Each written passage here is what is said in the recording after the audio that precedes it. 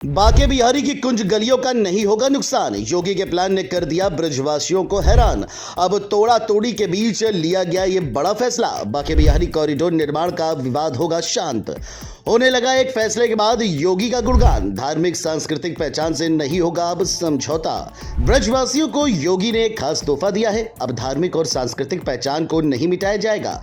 दरअसल वृंदावन के बाके बिहारी मंदिर को लेकर पिछले कुछ समय से कॉरिडोर निर्माण को लेकर बड़ा विवाद खड़ा हो गया था। जैसे ही इस योजना की चर्चा शुरू हुई, स्थानीय लोगों में यह डर बैठ गया कि विकास के नाम पर उनकी सदियों पुरानी कुंज गलियां और घर उजड़ जाएंगे। ये चिंता सिर्फ रहने की जगह का नहीं, बल्कि परंपरा, संस्कृति और आस्था का भी सवाल था। कई परिवार यहाँ 90 साल से रह रहे हैं, तो कुछ की 5वीं या 7वीं पीढ़ी यहीं बसी हुई है। लेकिन अब योगी सरकार ने ऐसा कदम उठाया है जिसने इन सारी आशंकाओं को खत्म कर दिया है। योगी सरकार ने जो है विधानसभा में श्री बाके बिहारी मंदिर के न्यास अध्यादेश को पेश कर पास कराया। ये न्यास पूरी तरह स्वामी हरिदास परंपरा के अनुरूप काम करेगा। यानी मंदिर संचालन की सदियों पुरानी व्यवस्था में कोई छेड़छाड़ नहीं होगी। न्यास के पास मंदिर की संपत्तियां, मूर्तियां, अर्पित चढ़ावे और प्रशासनिक जिम्मेदारियां होंगी, लेकिन ये सब परंपरा के मुताबिक ही होगा। दर्शन के समय को फिक्स किया गया है। पुजारियों की नियुक्ति से लेकर उनकी सैलरी और भक्तों की सुरक्षा मैनेजमेंट की जिम्मेदारी न्यास की होगी।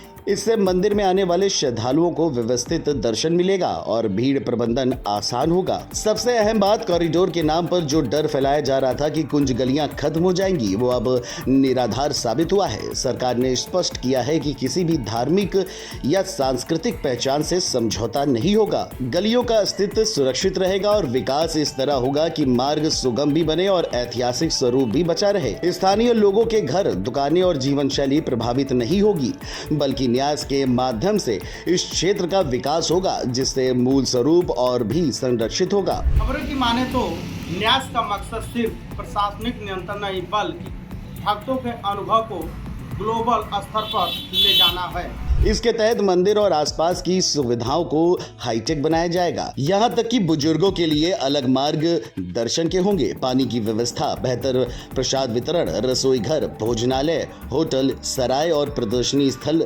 बनेगा।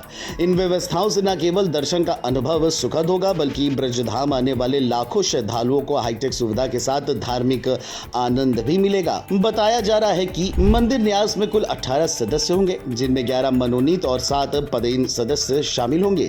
मनोनीत सदस्यों में वैष्णव परंपरा और पीठों से 3 प्रतिष्ठित सदस्य, सनातन धर्म के किसी भी संप्रदाय से 3 सदस्य, गोस्वामी परंपरा से 2 सदस्य और राजभोग व शयन भोग सेवादारों का 1 प्रतिनिधि होगा। सभी मनोनीत सदस्य सनातनी हिंदू होंगे और कार्यकाल 3 साल का होगा, जिससे प्रशासन, परंपरा और समाज में संतुलन बना रहेगा।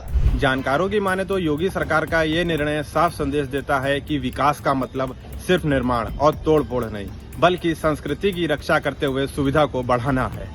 ब्रजवासियों के डर को दूर करते हुए ये सुनिश्चित किया गया है कि बाके बिहारी मंदिर का मूल स्वरूप, कुंज गलियां और परंपराएं जस की तस रहेंगी। ये कदम उन अफवाहों और विरोध की राजनीति को भी खत्म करता है, जो कह रही थी कि कॉरिडोर के नाम पर वृंदावन की पहचान मिट जाएगी। अब न्यास के गठन से स्पष्ट है कि सरकार का मकसद ब्रजधाम को धार्मिक, सांस्कृतिक और प्रशासनिक रूप से और मजबूत बनाना है।